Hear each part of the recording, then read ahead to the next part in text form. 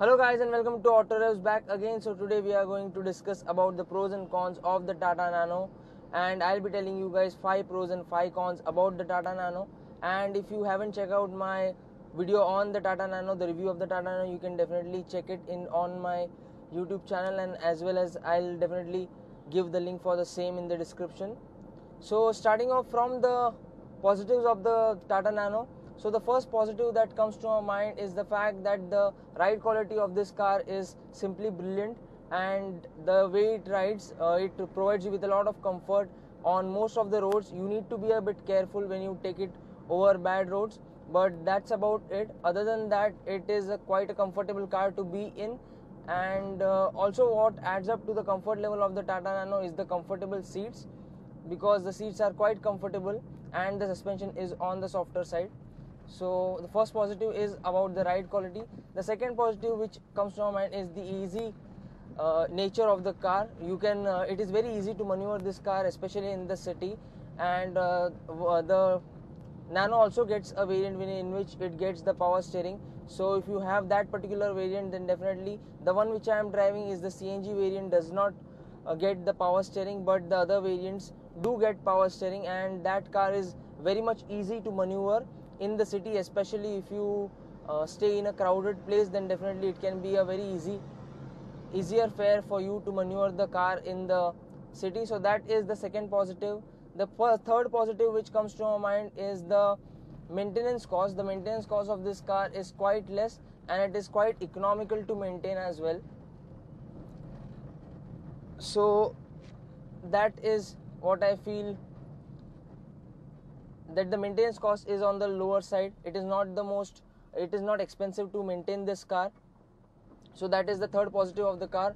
Coming on to the fourth positive, which I feel is the positive because of which a lot of buyers actually loved this car, and it is the fact that it delivers great mileage figures. So when I drive it in the city, I get around, when I drive it on petrol, now this is the CNG variant, when I drive it on petrol I get around 15 to 18 kilometers per liter, and when I drive it on CNG, it delivers around 25 to 31 kilometers per kg. So that's the kind of insane mileage it has to deliver.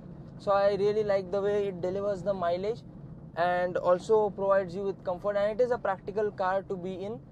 Now coming on to the final positive of the car, which I feel is the availability of the car in the used car market. It is available at a much lower price, and if your budget isn't that much, if your budget is under 1 lakh rupees or 1 lakh rupees, you can definitely check this car out in the used car market, other than going with a two-wheeler, because obviously it is much more safer than a two-wheeler, and you can obviously take your family for a drive as well.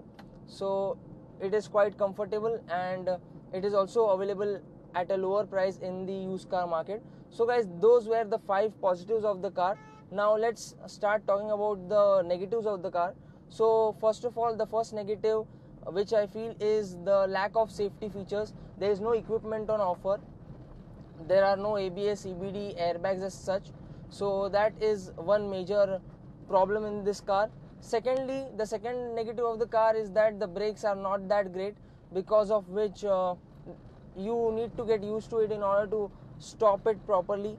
And obviously it is not a very big deal, but still once you will have to get used to it, and after a couple of drives you will get used to it. But this is a major negative, that first of all it gets drum brakes, because of which also the braking is not that great. So in terms of brakes, the brakes could have been a little bit more better. The third negative which I feel about the car is the resale value. The resale value isn't that great of this particular car. Also the build quality is not that great. I won't complain about the build quality, because the price at which it was offered in the market was quite low. But now looking at the price, it does not really make sense to go out and buy a new Tata Nano, especially when Tata Motors itself have provided us with the Tiago, which is a far better product than this. So that was the third negative. Coming on to the fourth negative, the blower kind of makes a lot of noise, and I think that is with almost most of the Tata cars, that the blower kind of makes noise. Tata cars actually chill the cabin quite pretty well, but still this the blower kind of makes noise, because of which the insulation completely goes for a toss. So that is again one thing. And the final negative which I would like to add is the NVH levels. The NVH levels aren't that great. The engine sound creeps inside the cabin, and also there are some sort of vibrations on the steering wheel as well as on the gear knob. So that was the final negative of the car, guys. So I hope, guys, you liked the video. If you liked it, you know what you need to do, and I'll see you guys in the next one. Until then, drive safe, ride safe, bye bye. You can also check out our Hindi channel, which is AutoRevzz Hindi, and if you have any questions regarding the same or the other, I'll definitely try to answer most of the questions.